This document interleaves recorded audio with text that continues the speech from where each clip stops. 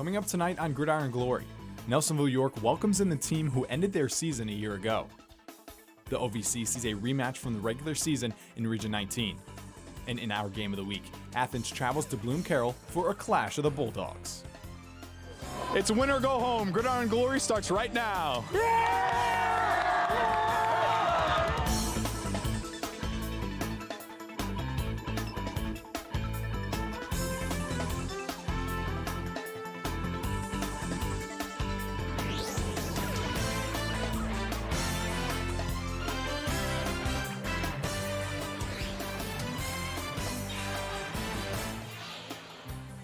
After so much hype and buildup, they're here. It's playoff time. From here on out, when these players lace their cleats and tighten their shoulder pads, it could be for the very last time. Welcome to Gridiron Glory Season 24. I'm your host, Grayson Wolf. And as we know, there's one message throughout the entire state of Ohio for the next month and a half: survive and advance. Tonight, we'll go over 5 games that were win or go home in 4 different regions throughout the 7-4-0. As well as checking in on matchups for Week 12, reveal our 5 candidates for Coach of the Year, and our new top 8 list for Gridiron Glory Season 24 Player of the Year. For now, we start in Division 6, Region 23. Nelsonville-York came into their Week 11 matchup losing their last 2 regular season games as they dropped to the 7th seed in this region. Haley Hollinger is here to give us more on the Buckeyes and their Week 11 matchup. Thanks, Grayson. Now, this game might seem a little bit like deja vu, and that's because these two teams saw each other in playoff play just last year. Belpre and Nelsonville-York met in the regional semifinal. The Big Reds were able to take the victory 20-0, but Belpre has undergone some tremendous changes since then. The Big Reds graduated 13 seniors last year, one of them their starting quarterback, Jake Hetherington. The Buckeyes graduated a few players as well, but a crucial familiar face remains on NY squad, Gavin Richards. And it goes without being said, but I'm going to say it anyways, there's some bad blood between Belpre and the Buckeyes. And it couldn't have been more evident. Belpre and NY were aggressive right out of the gate. After a Belpre touchdown was called back, the Buckeyes took advantage. On 4th down, look at Landon Inman all set up to kick, but it's not a punt, it's a first down, allowing for the Buckeyes to dial in for a touchdown run, and who better but Inman. Belpre tries to take him down, but he just bounces off of him like it's nothing. No one by the house. Man is in. 6-0 NY. And Grayson, I was talking about bad blood earlier, but that brought Belpre's to a boil. After a couple of critical runs, Belpre's Drew White punched one in to tie it up. But Gavin Richards always wants the one up. I know it's Halloween time, but it's like the Buckeyes went ghost because they were untouchable and White up 12-6 at the half. In the second half, Belpre tied it up again, but the Buckeyes ran it back with another Richards tutty. And you may think it's Inman, but take off the max, it's Alec Thompson. Those meddling kids got the 2 to go up 20-12, and with that, the win. So NY was able to get the victory and their revenge after last season. Yeah, Grayson, but they were also able to break their 2-game win streak. Yeah, what'd they change to get it done? They were able to get some superb play calling from head coach Rusty Richards. We talked about that a little bit last week with head coach Nathan White. And Richards' play call was fantastic. They had that fake on 4th down. They also had that fake field goal for the 2-point conversion, which gave them some nice breathing room because if Belpre would have come back and gotten another touchdown, they would have been a little screwed. And that fake field goal allowed them to have that pad. But they were also able to maintain control of the pace of the game. Yeah, during the regular season, the Buckeyes, like you said, were able to regulate the game's pace. Was that the same tonight? Yes, it was. They had that block punt in the first half. They also got multiple turnover on downs from Belpre, and they had some really key players on defense. Gavin Richards had 13 tackles. Tommy Mitchell also had 2 tackles, one crucial one in the end zone, preventing them from getting another touchdown, and they also had Caleb Layton. Yeah, thanks, Haley. We'll see if these Buckeyes can go nuts in the playoffs. And speaking of that road ahead, let's check out who they're playing next week. With the win, Nelsonville-York will take on West Jefferson next week. That will be an uphill climb for the Buckeyes. Other notable GG teams in this region: Fort Fry gets a 14-point win, and Trimble won in an upset over Elgin and will travel to Northmore next Friday night. Division 3, Region 11 is the highest region we cover here at Gridiron Glory, and it is a gauntlet of a region. The Jackson Ironmen are the highest 7-4-0 team in the region, and tonight they welcomed in Marietta. Grant Kiefer is here in studio. Give us the story. Well, we made a trip out to Alumni Stadium tonight for this first round matchup between 2 teams that used to play annually from 1985 to 2010. And tonight, they're making headlines. facing for the first time in 13 years and for the first time in the postseason. The Jackson student section was in the Halloween spirit with the gravestones. They've been taking names and digging graves of 2023 so far. We'll take you out to the first play from scrimmage, and who else but the newly crowned FAC Player of the Year, Cade Wolford, to run this one deep into Marietta territory. Later in the drive, Nolan Johnson to the outside and shows us a stiff arm to get into the end zone early as Jackson would strike first, up 7-0. Now fast forward all the way to the second quarter. This is where the fun really begins. Nolan Johnson, look at him go. He ran so fast I couldn't keep up with him on the camera. Jackson up 14-zip. The Iron defense had themselves a night, so the Ironmen back on offense again. All it took on this drive was just one play from Wolford and yet another Jackson touchdown, up 21-0.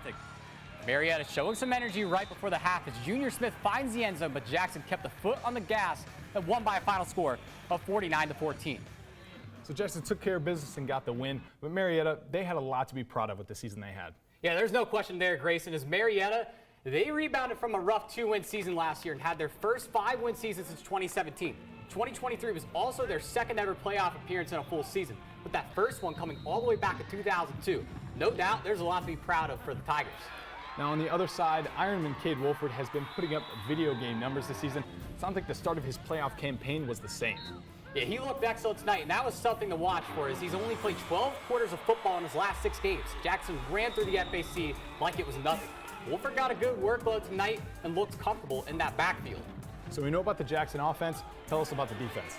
Well, they were dominant, and there were a few times tonight it looked like Marietta was ready to pounce on an opportunity, but Jackson shut it down quickly. They looked poised to make noise in the rest of the playoffs. Now speaking of the playoffs, what was the rest of the FAC up to tonight? The FAC was certainly busy in round 1, so let's take a look at how the rest of the conference did.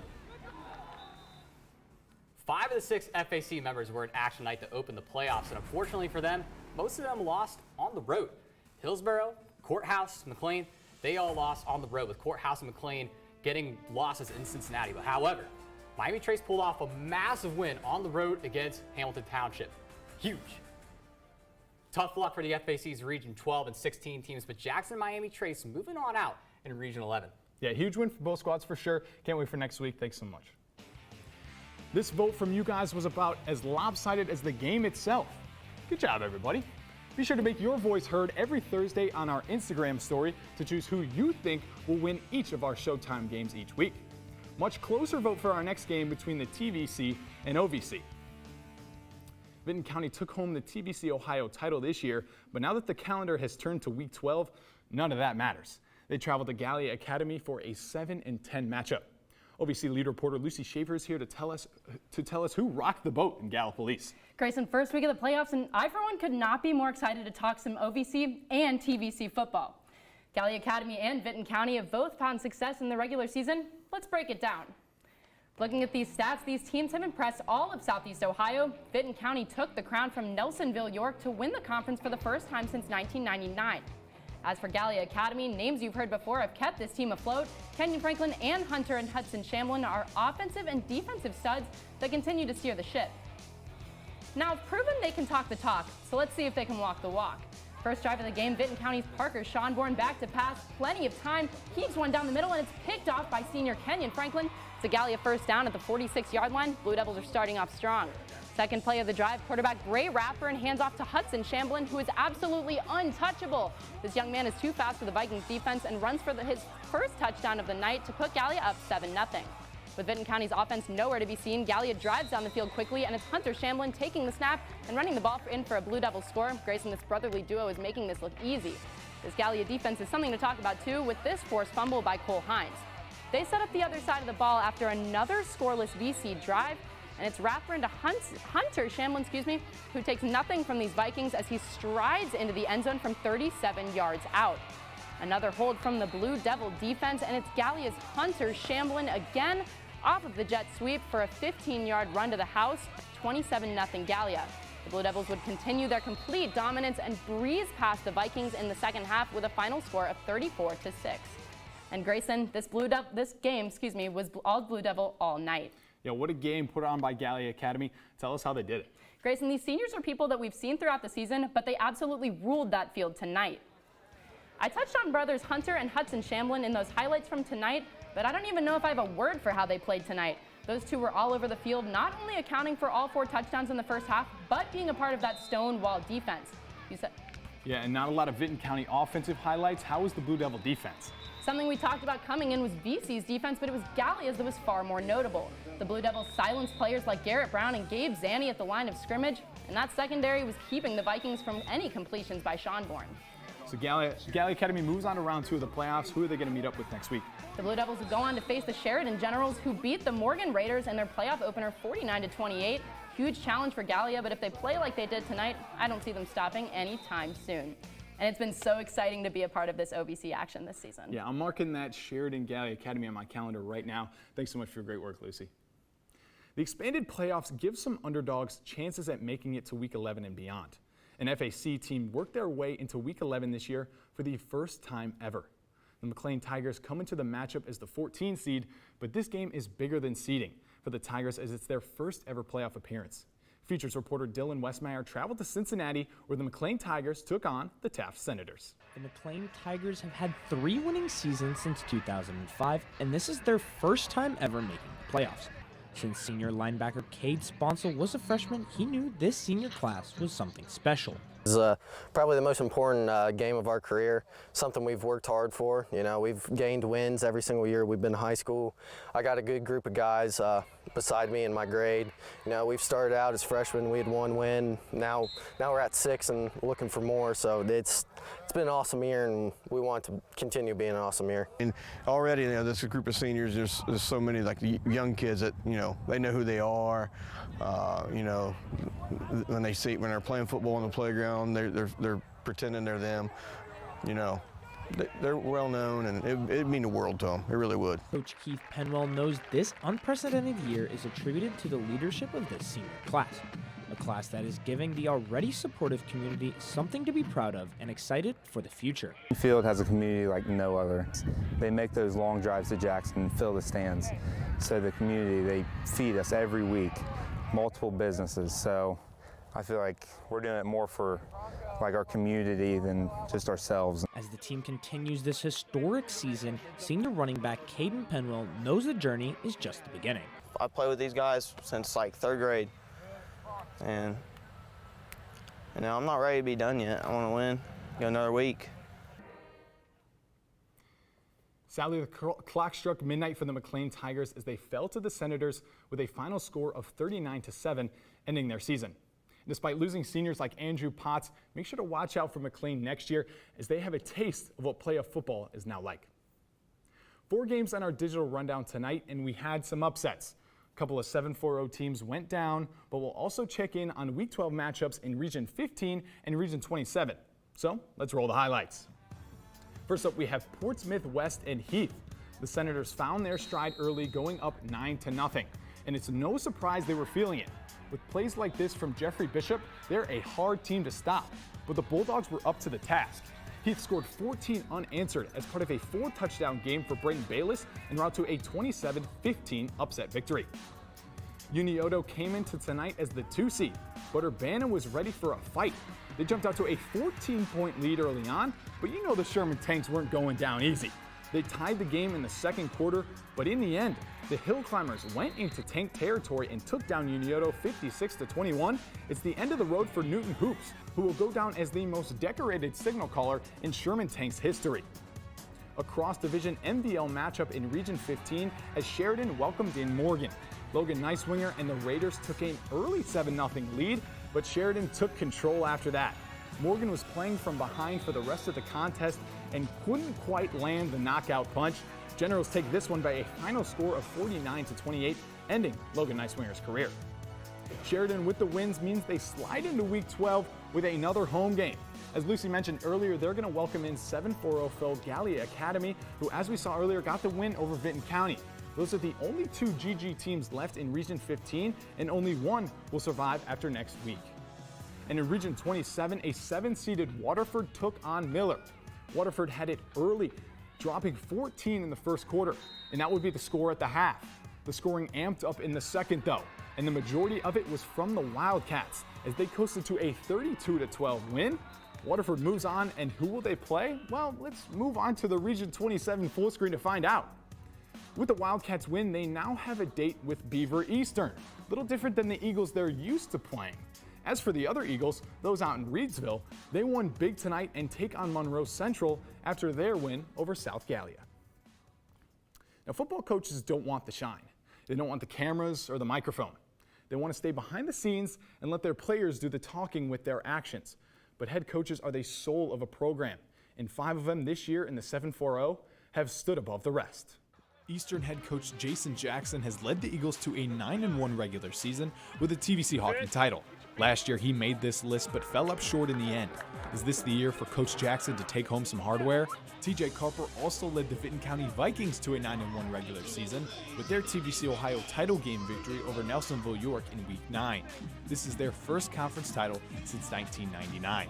Matt Hoops has been at the helm for Unioto since 2020. The Sherman Tanks sit at 9-1 with a 2023 SVC title in their name. This is the highest playoff seed in the history of the school, as they're the 2 in Region 16. Fairland head coach Mike Jackson is in his first year as the Dragons head coach. He introduced a fast-paced spread offense that has led to a 9-1 regular season, second place in the OVC, and the 2 seed in Region 19. Finally, Nathan Brownrigg at West Muskingum led the Tornadoes to their first 9-win season since 2009 and their first MBL title since 2005. With those wins, they captured the 5 seed in Region 19. Those 5 coaches will be voted on by the Gridiron Glory staff, and during our season finale in Week 14, we will reveal the winner of the Season 24 Coach of the Year. Want more Gridiron Glory? You won't have to go far to find it. With the playoffs here and the playoff race heating up, head over to our Twitter, Facebook, Instagram, and TikTok accounts.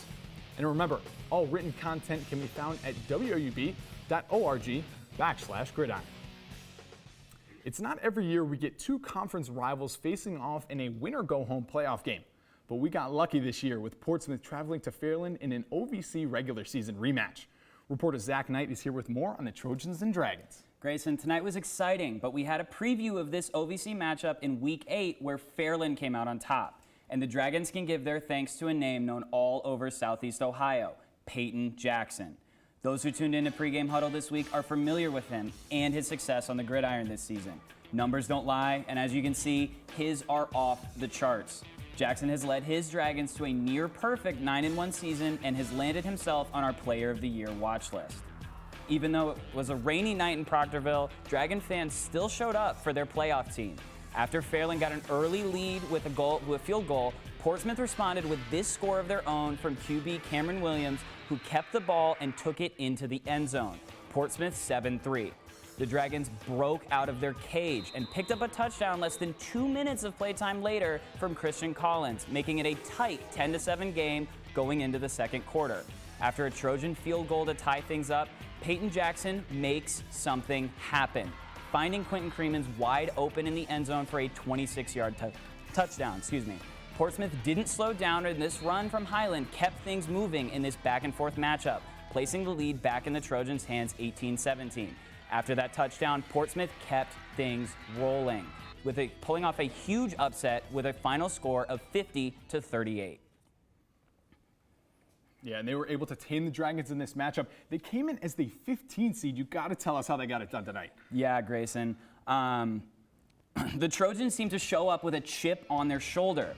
The offense spent a long time on the field. They kept Peyton Jackson and his Dragons at bay, seriously limiting their scoring abilities for the first half, while their offense steadily pushed down the field and put points on the board. You mentioned before how strong of a force Peyton Jackson is in the OVC. How did he fare in this matchup? Yeah, early in the game, the Dragons had some big plays, and with even less time on the field, his efficiency and pacing kept the game neck and neck. The pass game from Jackson proved to be their strongest weapon, and he consistently found open receivers who picked up yards for the Dragons, like Christian Collins, who proved to be their go-to guy tonight.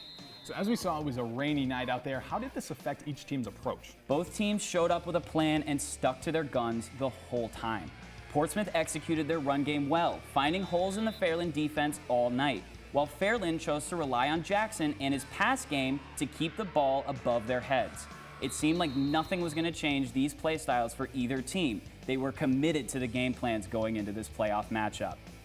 So with that upset, Portsmouth will now travel to Wheelersburg for a game with the Pirates.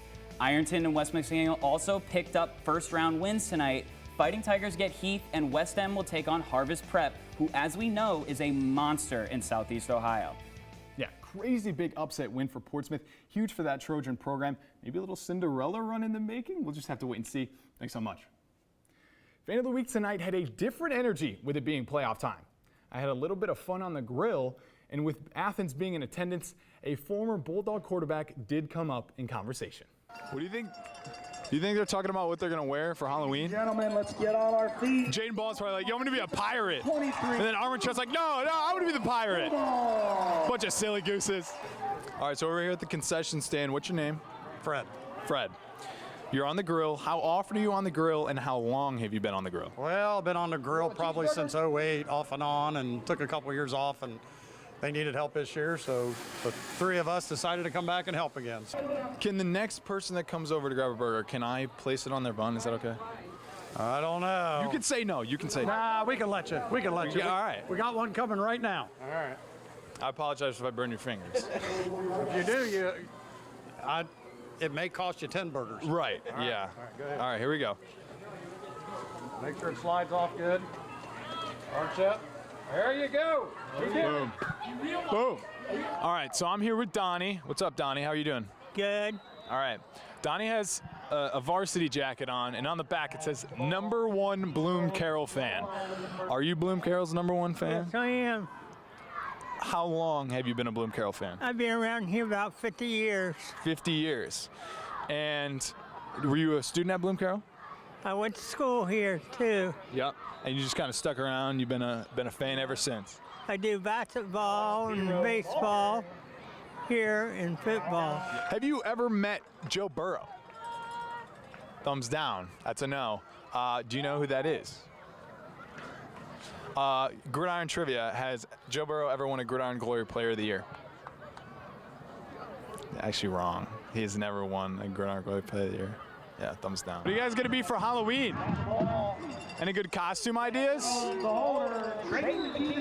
Good throw. Ethan, do you have any good costume ideas?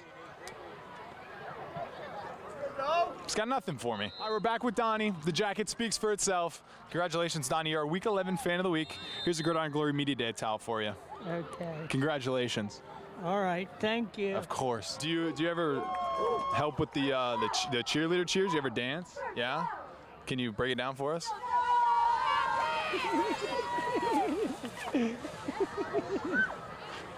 Perfect. Thank you. I'd heard about Donnie all year, and he was awesome. Certainly Bloom's #1 fan. And how about the Athens Bulldog getting sturdy? Had me cackling. Heading back to Region 11 for our game of the week, and it's the Battle of the Bulldogs. Athens and Bloom Carroll met tonight for a Week 11 slobber knocker. Maria Manessi and Cameron Up were out at Bloom Carroll tonight. Take us through it, guys. Grayson, Bloom Carroll is no stranger to this time of the year. This is the 8th year in a row that the Bulldogs have made a playoff appearance. Yeah, I don't know about you, Maria, but I've been chomping at the bit all week long. Let's get into the action. Bloom Carroll getting ready to face off against Athens at Carl Fell Stadium.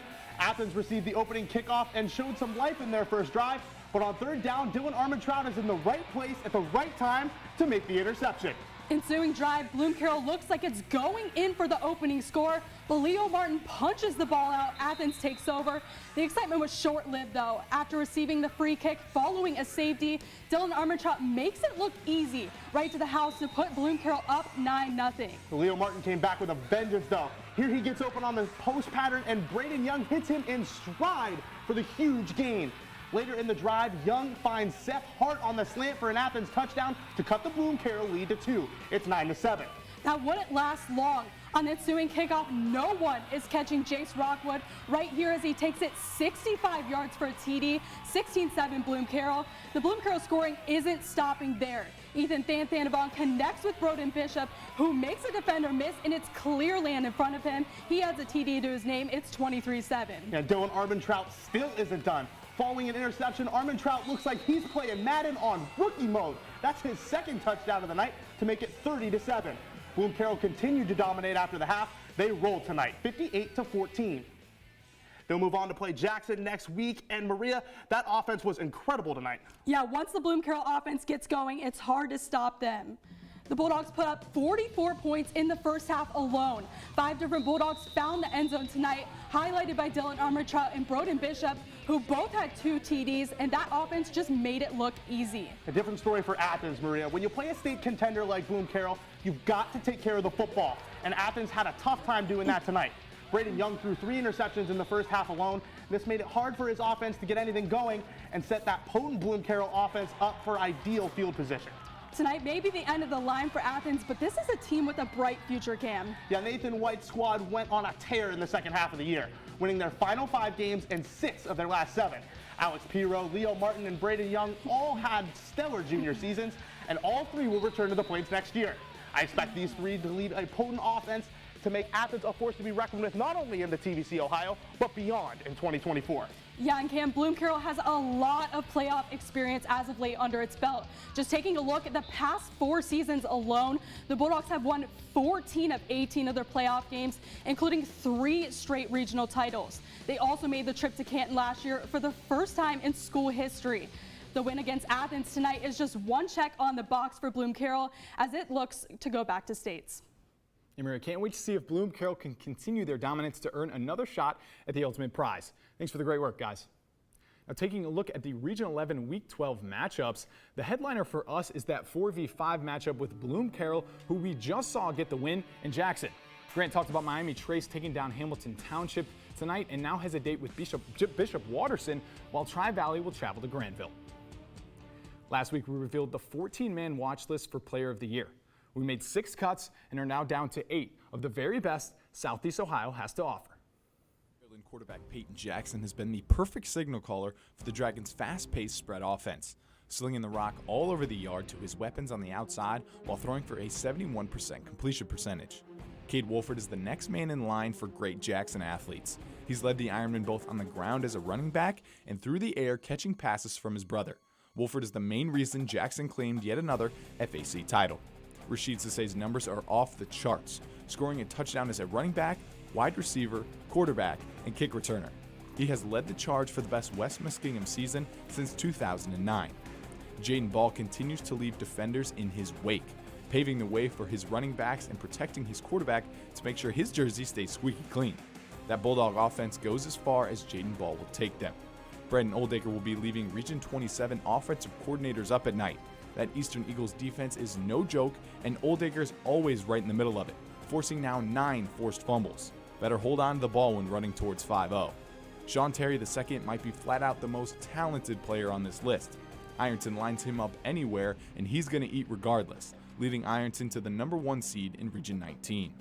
Morgan quarterback Logan Nicewinger led the Raiders to their 2nd straight playoff berth for the first time since 2000. He's accumulated just under 3,000 yards of offense with 38 total touchdowns. Finally, Jeffrey Bishop lines up as a wide receiver and running back. The Senators get him the ball and get out of the way. He has 16 total touchdowns and 7 interceptions on the defensive side of the ball. Next week, that list gets shrunk to 5, and fan voting will open for who you think should wear the honor of Player of the Year. Speaking of shrinking, our coverage has shrunk after tonight, and after Week 12, it'll shrink even more. We'll make sure to be at all the games we can over the next 5 weeks. Stay tuned to our Instagram story to continue voting for your favorite fan base in Fan Base Frenzy. And watch the pregame huddle every Wednesday and Thursday to get prepared for Friday nights. But we'll see you next week. Same time, same place. Because remember, there's nothing better than Friday nights and Gridiron Glory.